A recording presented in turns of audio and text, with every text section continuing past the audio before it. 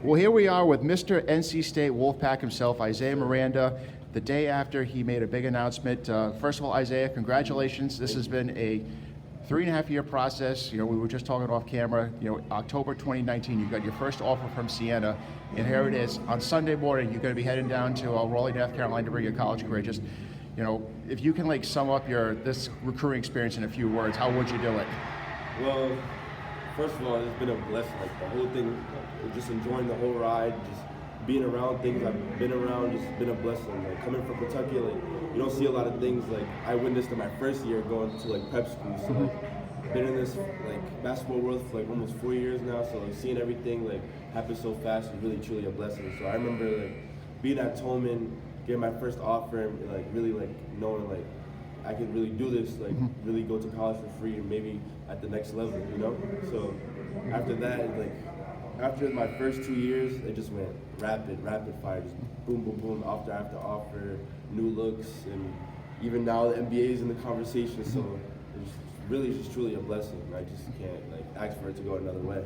No, I mean, you visited Kentucky, UCLA, USC, you went to Louisville. You've been to countless places. Duke, you checked UNC, all that. Yeah, UConn. You went to, you had a visit at PC. You know, you've been able to see a lot of different sides of college basketball. Yeah. But you went out to Southern California Academy. You know, we'll retrace the steps. You were coming east to play at a tournament in New Haven. Yeah. You suffered a wrist injury. Yeah, right before the Alberta's tournament, we had a tournament, like a mini tournament at Mount Zion.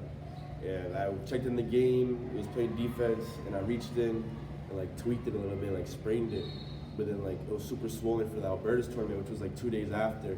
And I already knew like I was gonna get in that game mode and like forget about it and like try to play through it. And my coaches, like I was trying to play through it, but my coaches like, we can't let you do it. Coach Julius wouldn't let you do it, I bet. Yeah, Coach Cheney, Coach Sully, like they were like, we can't risk it. No, absolutely not. But you stayed east, and you were coming home for Thanksgiving, and then all of a sudden, NC State, they enter the picture. They fly up, the head coach and the assistant coach, to meet with you.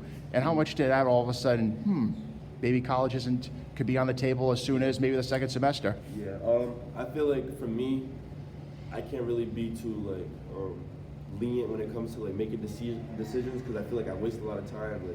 Like I feel like I can't waste time with this process. Like whatever like the next step is, go after it hard, you know? So I feel like if I just waited to like go to college next year, I would have slowed down my development a little bit, you know?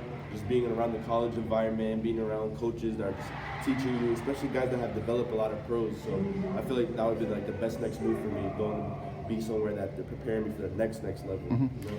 And, you know, you leave on Sunday morning, you're going to get medically checked out and everything. You could be in games much sooner rather than later, but just how much do you think, you know, just getting that college experience will prepare you for when you do decide to throw in your name in the NBA draft?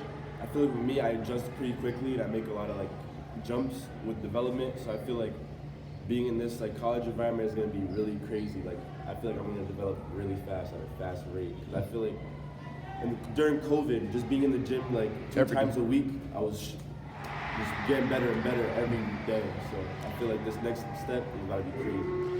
And you had visited NC State way back when. Right? How much maybe that familiarity dealing with the coaching staff when you sat down with them face to face, Coach Keats and everybody else? It was just kind of a refresher course for you. Yeah, I feel like with them, like I've been talking to my coaches and stuff. Like you said, we've been down there and seen around a little bit, but we didn't really like go into much detail because I wasn't really like recruited by them. So we were just there just to be there. So like now like being on the other end where they're actually coming out to me, flying out to me, and we're not going over there, you know, trying to talk to me and make sure like they have like the opportunity on the table for me to come play for them. And how much did that make a big impression on you? No, those guys in the middle of their season fly up to see you personally. How much did that really, you know, wow, they really want me. Show me how serious they really were about this and that. It was more like, it was bigger than them, you know?